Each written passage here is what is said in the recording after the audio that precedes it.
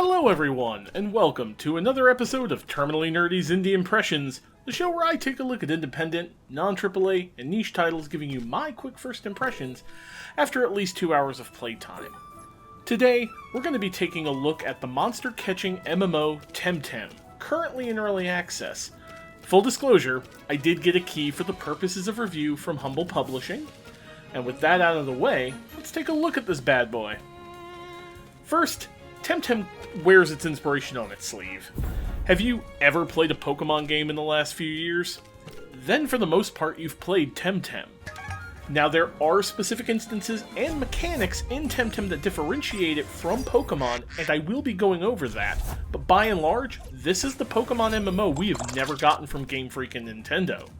And make no mistake, this is an MMO, just a buy-to-play one. The game is fully online, with its storyline playable fully in co-op with a friend, and once you get out of the initial opening sequence where your mother wakes you up so you can go get your first TemTem from the TemTem professor, and meet your rival of course, you will then see other players running around being followed by their TemTems. Visually, the game is quite a treat. Colorful and whimsical, both the character creation options and the world space are great to look at. The game plays in a standard top-down view, but appears to be fully modeled in 3D. Battles are also fully 3D as well, and the effects and visuals of the different TemTem and their attacks are quite good. You also have a decent amount of character customization, being able to freely mix and match hairstyles, clothes, and colors. You also have male, female, and non-binary pronoun options during character gen, which is nice to see. Personally, I also liked how your lead TemTem will follow you around on screen, and that there are clothing stores where you can buy new outfits and customize your look further. The sound and music design are good as well, although I find the battle music to be a tad overdramatic. The first time I played, in fact, my wife heard the battle music and from the kitchen yelled, "What is with that dramatic music? What are you playing?" And when I explained that it was a Pokemon clone game, she got an incredulous expression on her face. The overworld background music is chill enough normally, but sadly, there is no voice acting. I ended up finding myself turning the in-game music and sound down and just putting on my own soundtrack most of the time if I'm being perfectly honest. As well, the sound effects for the attacks are alright, but nothing really makes me ever go, wow. The story early on is your bog standard Pokemon level story. You go out, you get your TemTem from a professor, you meet your rival who is quite the I'm better than you sort, and then you get told to go to TemTem school in the next town over, you meet the first dojo, which is their gym's leader, and so on. You eventually run into the villain team of the game in an area past the second town, and clearly there is some mystery afoot. It's nothing you haven't seen before if you've played pretty much any of the recent Pokemon games, but it's competent enough in its presentation. I kinda tuned out after a while until I ran into the enemy team, which got my interest, but I only just found them after playing for about 3 hours. It takes a bit to pick up, but it also moves very quickly. Thankfully, there are little side quests peppered throughout the game, and those have their own mini-stories.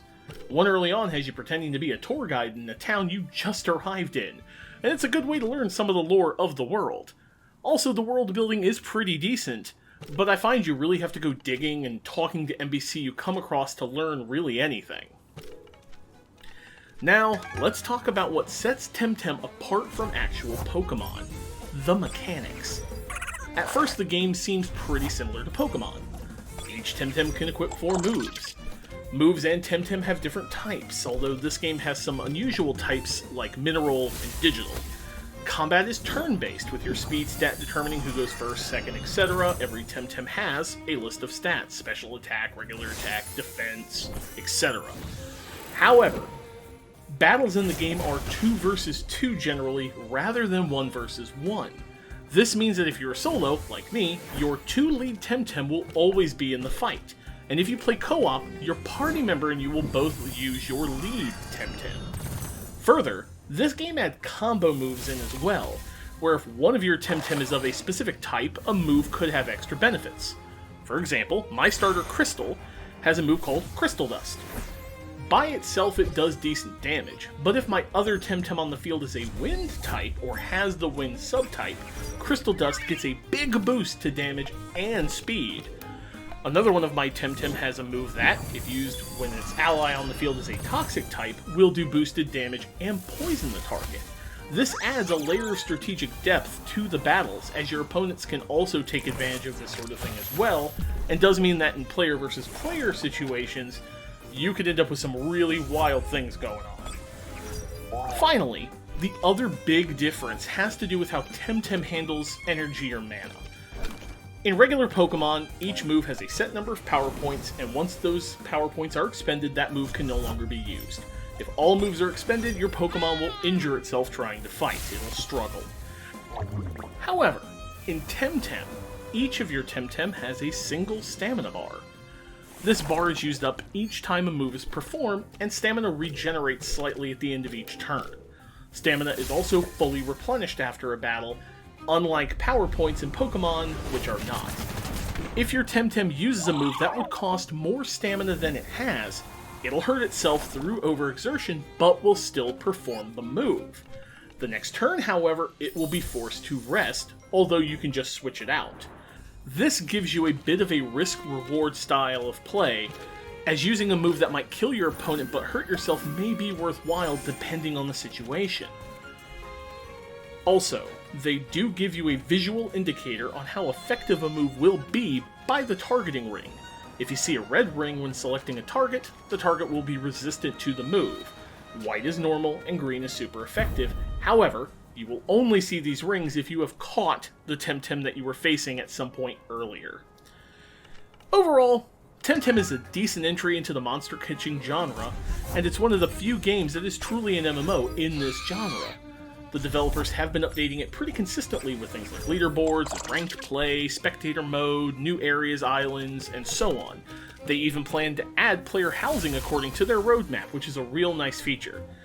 It is still in development, however, and the story is not complete as of yet from my understanding, and there's still some islands missing. If you are a hardcore fan of Pokemon and monster catching games in general, and you really want something new that is being supported and not at risk for copyright takedown, like all those Pokemon MMO fan games, then consider TemTem. It's $35 on Steam, and I would say given my 3.5 hours of total playtime thus far, I'd say it's worth it. I do intend to revisit TemTem once it's fully released down the road, which is currently planned for sometime in 2021, so keep an eye out for that as well. As always, thanks for watching, stay nerdy everyone, and I'll see you on the next one. Take care. Hey there, I just want to say thank you for watching this video, and a special thank you to all my patrons who are listed over there on the right hand of the screen. If you want to get your name in those credits, feel free to check it out at patreon.com/terminallynerdy, and hey, be kind to each other and stay nerdy. Thanks.